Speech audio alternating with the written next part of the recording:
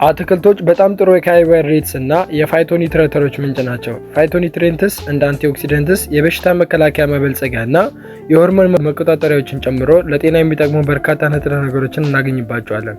ከጤና ጠቀሜታቸውን በተጨማሪ ለነፍሰ ጡሮች በጣም የሚመከሩ የምግብ አይነቶች ናቸው።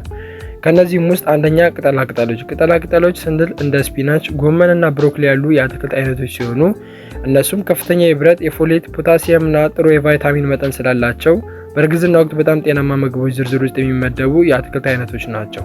ሁለተኛ ስኳር ድንች ከነጭ ድንች በተለየ ብንመገብ ይመረጣል እና በእርግዝና ወቅት ከሚያስፈልጉንና ካርቦሃይድሬትስ አላቸው ከሚባሉ አትክልቶች ውስጥ አንዱ ነው። ስለዚህ ስኳር ድንችን በእርግዝና ወቅት ብንመገብ ተመራጭ ነው ማለት ነው።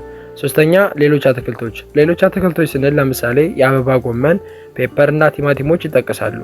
እነዚህ ከቅጠላማ አረንጓዴ አትክልቶች የተለየ ፋይቶኒትረንት አላቸው እናም ለቫይታሚን ሲ ደረጃም አስፈላጊ ናቸው።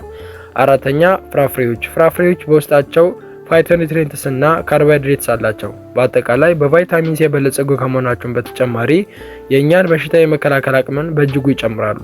በተጨማሪም እንደ ማግኔዥየም፣ መዳብና ማንጋኒዝ ባሉ ማዕድናት የበለጸጉ ፖሊኢንሳቹሬትድ ዘይቶችን እንዲሁም ቫይታሚን ኢን እና አንዳንድ የቢ ቫይታሚኖችን ይይዛሉ። አምስተኛ በሚመገቡት ፍራፍሬዎችና አትክልቶች ውስጥ ካርቦሃይድሬትስ ይገኛል። ነገር ግን በይበልጥ ደግሞ እህሎችና ሌሎች ምግቦች እኛ የምንፈልገው ካርቦሃይድሬትስ አላቸው። ከነዚህ የካርቦሃይድሬትስ ምንጮች ውስጥ አጃ፣ ገብስና ስንዴ ይጠቀሳሉ። እህሎች ፕሮቲንና ቫይታሚኖች አሏቸው። ስለዚህ በእርግዝና ወቅት የሚያስፈልጉ ንጥረ ነገሮችን ከምናገኝባቸው የምግብ አይነቶች ውስጥ ስለሚመደቡ ለነፍሰ ጡር ሴቶች አስፈላጊና ጠጋኝ የምግብ አይነቶች ናቸው ማለት ነው። ሙሉ ቪዲዮን ከፈለጋችሁ በዚሁ ቻናል ውስጥ ማግኘት ትችላላችሁ። መልካም ቆይታ።